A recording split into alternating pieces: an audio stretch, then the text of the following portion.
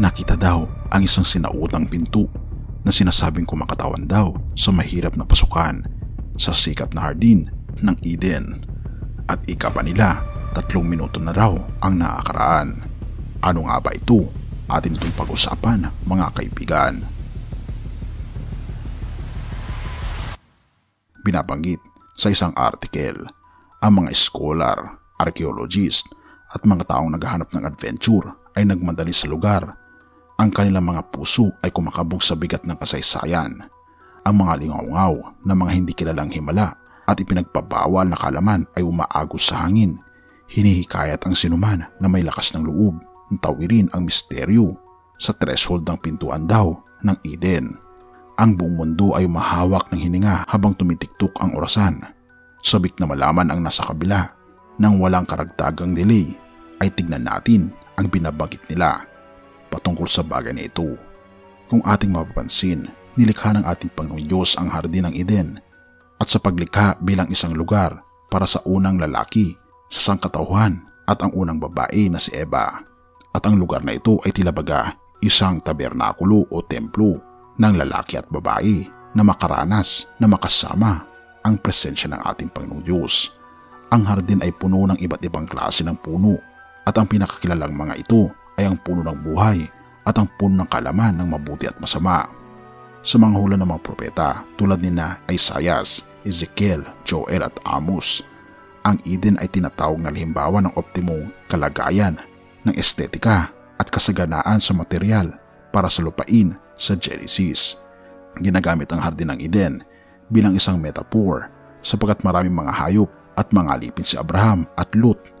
Hindi sapat ang espasyo na para sa kanilang dalawa sa isang lugar lamang, kaya napagpasyahan nilang maghiwalay.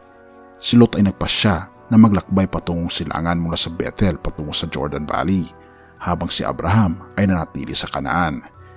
Dinescribe ang Jordan Valley bilang hardin ng Yahweh at sinasabing mabuti itong nabubuhay habang patungo sa Sur. Sa seksyon ng banal na kasulatan na ito, nangyari ito bago ang pagkasira ng Sodoma at ang lungsod na nasa kalapit na lugar. Ang larawan ng yaman ng prinsipe ng Tiro na katulad ng hardin ng Eden ay ginagamit bilang isang metaphor dito. Pinangaralan ni Ezekiel ang mga salita ng ating Panginoong Diyos patungkol sa bagay na ito at kinumpirma niya na may nagbabantay sa Eden. Isang uri ng apoy na umiikot ng lahat na nagpapaintulot ng pagpasok sa hardin ng Eden bago ito nawasak sa lupa, na ito ang binabanggit ng karamihan. Ngunit sa totoo lamang, ang hardin ng Eden ay kinuha ng ating Panginoong Diyos mula sa lupa, na ito ay dinala niya sa langit na bayan. Ngunit binabanggit sa artikulong ito, inalagaan ng mga kerubin ang pinto mula sa pagpasok daw ng banal na mensahero mula sa Diyos na kilala bilang mga kerubin. Kasaysayan noong proseso ng paglikha ginawa ng Diyos na handa ang hardin ng Eden na maging tahanan ng sangkatauhan, lalong-lalo na kay Adan at kay Eva. Sa ikatlong araw ng paglikha, ginawa ng ating Panginoong Diyos ang mga halaman ng magbubunga at sinabayan ito ng hamog, marahil isang magandang rosas dahil wala pang ulan para sa pag-iral ng mga halaman. Pagkatapos ay itinayo ng Diyos ang isang bakuran na tahanan para kay Adan at Eva upang magkaroon ito ng kaalaman at kakayahan na kinakailangan upang mapasakan niya ang lupaing ito. Ginawa ng ating Panginoong Diyos ang isang malaking ilog na dumadaloy dito sa Eden upang magamit ito sa pag-unlad ng lupaing iyon. Ang ilog na ito ay sa huli ay hinati sa 4 na ilog upang sakupin ang buong planeta. Unang itinanim ng ating Panginoong Diyos ang 2 puno sa gitna ng hardin. Isa ay ang puno ng buhay at ang isa ay ang puno ng kaalaman ng mabuti at masama. Ang huli ay nagluwal ng isang bawal na bunga at ang unang utos ng Diyos ay para sa kanyang mga tao na lumayo mula sa punong ito. Maliban dito, mayroon na nga roon sa puno ng lalaki ang kanyang asawa at ang mga hayop ay mayroong akses sa iba't ibang klase ng halaman at bungang galing sa mga puno bilang kanilang pinagkukunan ng nutrisyon.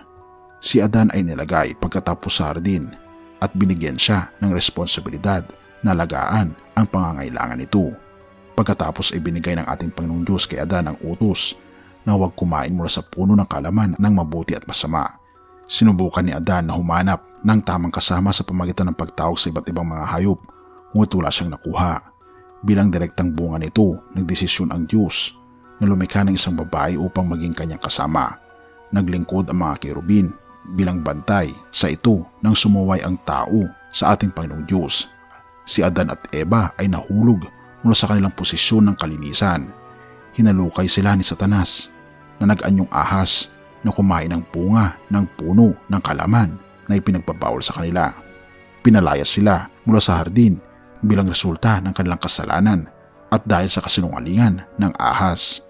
Upang pigilan ang mga tao na muling pumasok sa hardin, inilagay ang mga kerubin na may mga tabak ng apoy sa pinto ng hardin ng Eden. Ang katunayan na ang hardin ay matatagpuan sa gitna ng lahat, pati na ang pinto sa silangan ay nagpapahiwatig na ang tabak ng apoy na nag-iikot ay iniwan ng isang pangalang hardin. Hindi posible na matukoy ang topography nito, ngunit sa karamihan ay maaaring mataas na bundok ito at may 4 na libis ng ilog na pumupunta palayo. Ang mga kerubin ay literal na isinalin ng salin mula sa orihinal na mga salita na tumutukoy sa isang sunog na lupain.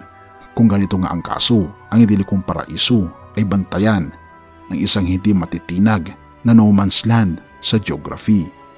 Sinasabi na itinanim ng ating Panginoong Diyos ang isang hardin sa Eden. Madalas itong tinatawag sa hardin ng Eden dahil sa katunayan na ang teksto sa Hebreo ng Henesis ay naglalaman ng isang pangalan na Eden. At alam na natin, ang hardin ng Eden ay tinatag sa Eden. Ngunit hindi ito pareho sa Eden mismo, sapagkat ang salitang Eden ay nangangahulugan ng paraiso. Ito ang lugar na isang hardin na matatagpuan sa isang rehiyong paraiso. Hindi malinaw kung saan ang Eden, kung saan ito nailagay.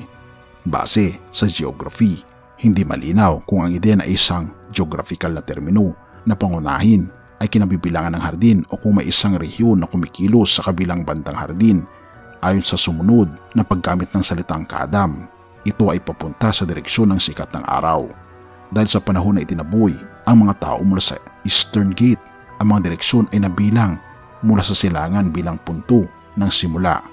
Dahil sa lokasyon nito sa silangan ng buong paglikha ng tao, malamang na ang hardin ay matatagpuan sa geographical na gitna ng lupaing ito nang ibinigay ng ating Panginoong Diyos ang kanyang utos na palaganapin at pamunuan ng tao ang mundo.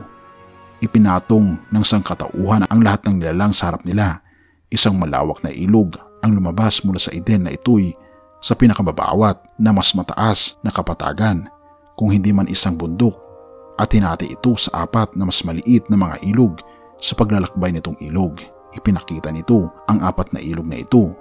Ito ang Pison na dumadaloy sa kabuuan ng yaman ng Havila, ang ilog ng Gihon na dumadaloy sa lalawigan ng Cush, ang ilog ng Tigris na dumadaloy sa silangang bahagi ng Ashur, at ang malaking ilog Euphrates. Ang mga teritoryong tinutukoy sa unang 2 ilog, Havila at Cush, ay matatagpuan sa timog ng lugar na magiging Kanaan. Ang mga pinagmulan ng Euphrates ay matatagpuan sa Hilaga, at ang Hiddekel o kilala rin bilang Tigris ay dumadaloy sa silangang bahagi. Dahil sa malupit na pagbabago ng anyo ng lupa ng buong daigdig pagkatapos ng malaking baha, napakahirap matukoy ang eksaktong lugar o lokasyon kung saan nalagi ang Garden of Eden pagkatapos ng baha. Ang sangkatauhan ay malamang na namuhay sa isang lugar kung saan ang lahat ay nagsimula, at bilang resulta tinawag ang 2 ilog na ito na dumadaloy sa kabila ng kapatagan ng Shinar na batay sa pinakamalaking ilog na binabanggit sa mga saraysay na iniwan ni Noah sa kanyang mga alagad dahil sa kautusan ng ating Panginoong Diyos.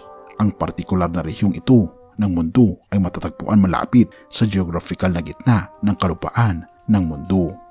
At kung ating mapapansin mga kaibigan, hindi na natin matukoy kung saan nga ba talaga nakalagay ang Garden of Eden, sapagkat ito mga kapatid ay kinuha na ng ating Panginoong Diyos sa langit na bayan. Ngunit may pangako ang ating Panginoong Diyos na ito ay muli nating masusumpungan at gagawa siya ng mas maganda na lugar kaysa sa Garden of Eden na titirahan mo at titirahan ko kasama ng ating mga pamilya. Pahayag 21 verse 1-4. Pagkatapos nito, nakita ko ang isang bagong langit at isang bagong lupa. Wala na ang dating langit at lupa, wala na rin ang dagat.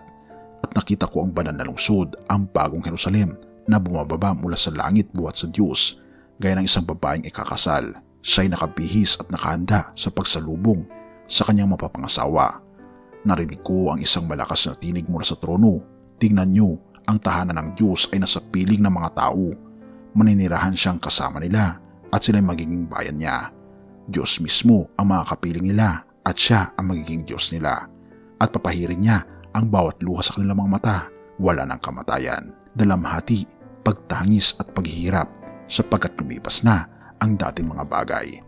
Mga kaibigan, sobrang kagalakan ang aking nararanasan ngayon sapagkat hindi man natin nakikita kung ano ang Garden of Eden ngayon.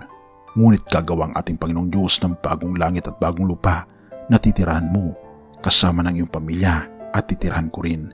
Kapiling natin ang ating Panginoong Hesus at ang ating mga kapwa mananampalataya. At kung tutuusin, ito ang magiging pinakamasayang parte ng iyong buhay sapagkat wala ng pighati, paghihirap o anumang mga sakit na mayroon doon at wala na ring kamatayan. Purihin ang ating Panginoong Diyos sa kanyang pangako. Purihin ang ating Panginoong Diyos sa kanyang mga plano sa atin. Tayo'y manalangin. Ama naming banal, mga Panginoon naming Diyos, nais po naming pasalamatan kayo sa napakabuti po ninyong plano para sa amin. Bagaman wala na po ang Garden of Eden sa aming pong tirahan ngayon dito sa lupa, ngunit inihahanda niyo, Panginoon, ang mas magandang lugar para sa aming mga anak po ninyo. Ang nais niyo lang po, Panginoon, ay ipasakop po namin ang aming buong puso sa inyo. At mula ngayon ay ipinapasakop na po namin, Panginoon, ang aming buong puso. Hindi dahil sa tirahang maganda, kundi dahil, Panginoon, kayo po ang magbibigay sa amin ng tunay na kagalakan. Salamat, Panginoon, sa pagkakataong ito at patawarin po kami sa lahat ng aming pagkukulang at pagkakasala. Pagkat ito aming samot hiling sa matamis na pangalan ng aming Panginoon Hesus. Amen.